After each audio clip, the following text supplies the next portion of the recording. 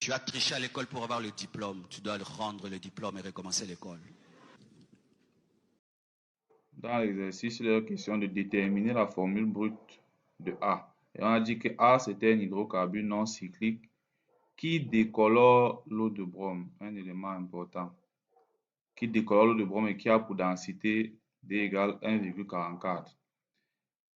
L'hydrocarbure qui décolore l'eau de brome, selon ce qu'on a vu en classe, c'était l'alcène. Et on sait que les alcènes ont pour formule générale en fonction de N, CnH2n. À partir de là, on peut donc commencer nos calculs. On va d'abord calculer la masse molaire du composé.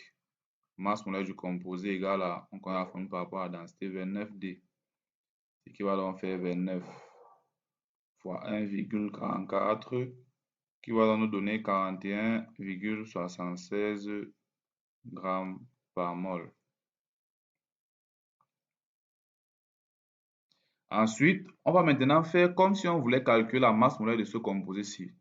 Ça va donc nous faire, on aura masse molaire du composé A, qui est donc égal, qui correspond toujours à cette masse molaire-ci, qui sera donc égal à N fois la masse molaire du carbone, plus 2N fois la masse molaire de l'hydrogène.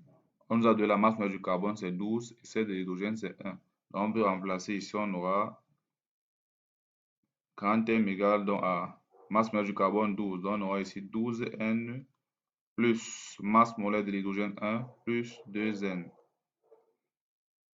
Ce qui équivaut donc à dire que la masse molaire du composé est égale à 12N plus 2N, 14N. Or, on a vu que la masse molaire du composé donnait 41,76. Donc, on aura ici 41,76 égale à 14N. D'où on peut donc tirer N. N est donc égal à 41,76 divisé par 14, ce qui nous donne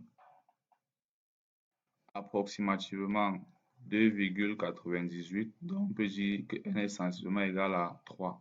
En remplaçant donc N par 3, ça va nous faire ici notre composant pour formule brute Cn par 3. Donc, C3 H 2N, donc 2 fois 3, C3H6.